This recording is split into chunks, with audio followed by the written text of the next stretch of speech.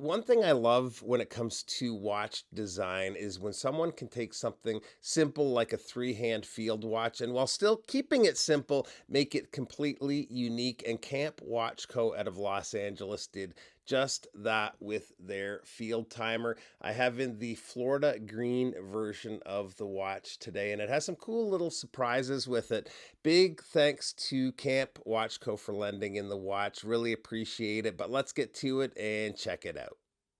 All right. So Camp Watches is a newer brand, but after talking with the owner whose background is in industrial design, they are a brand to definitely keep an eye on. At first look, you wouldn't know, but the Field Timer models all have an automotive connection. This particular model, the Florida Green, is probably the least legible of the three watches, but it's a dial color I don't think I've ever seen on a watch, and it just looked cool to me. So I opted to try this one when I was given the chance to choose. There's a total of three models. There's a red version, which is a cool look. There is a blue version as well, the Atlantic blue with lighter blue accents on the markers and second hand. The dial on the Florida Green, the color that is, was inspired by the BMW O2 series. The brand owner Justin owned the car in the rare Florida Green color, so that's where he got the idea for it. What's unique about the dial is the color is made with 8 coats of paint to get it just right. Then there's 7 coats of clear polished lacquer, and finally the logo markers, all that is applied to the top of the lacquer layer to give them a floating effect.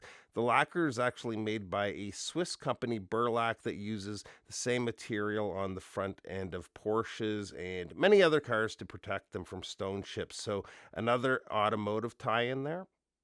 Depending on the lighting, you can really see the depth of the lacquer with the shadows that are cast on the green part of the dial underneath.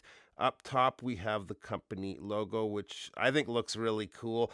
Down at the six is mechanical, and the water resistance applied in steel, and the hour markers are also applied. There's yellow accents, including the crosshair and the minute track. Good looking handset for the watch, and the second hand also has that yellow at the tip. One negative with the watch is the loom. I like that the logo is loomed and the markers are okay, but the loom on the hands could stand a heavier application.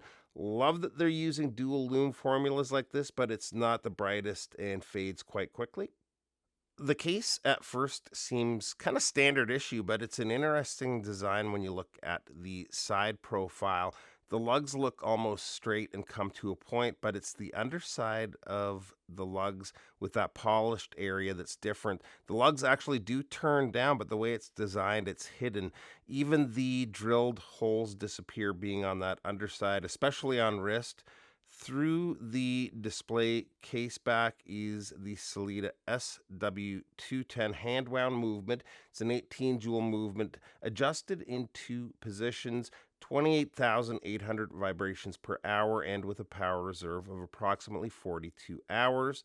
The crown is a signed push pull crown, good size for grip, and nice winding action of the Salida movement.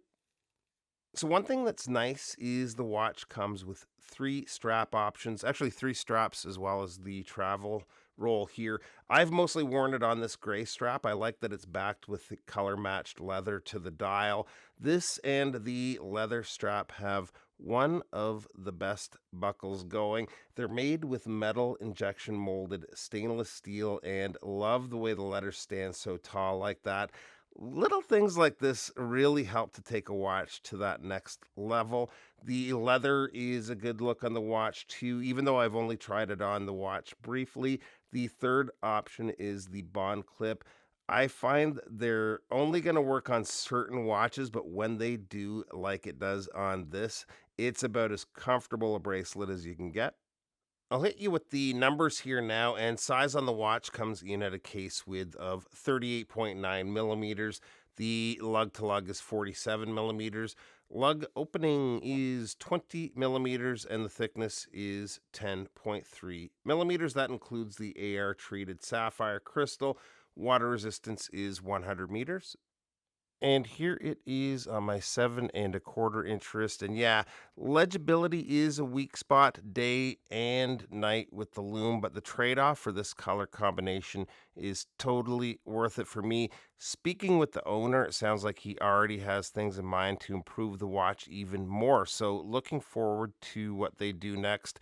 Cost for the watch is 1,099 USD and is limited to 100 pieces. Link to where you can find these will be below.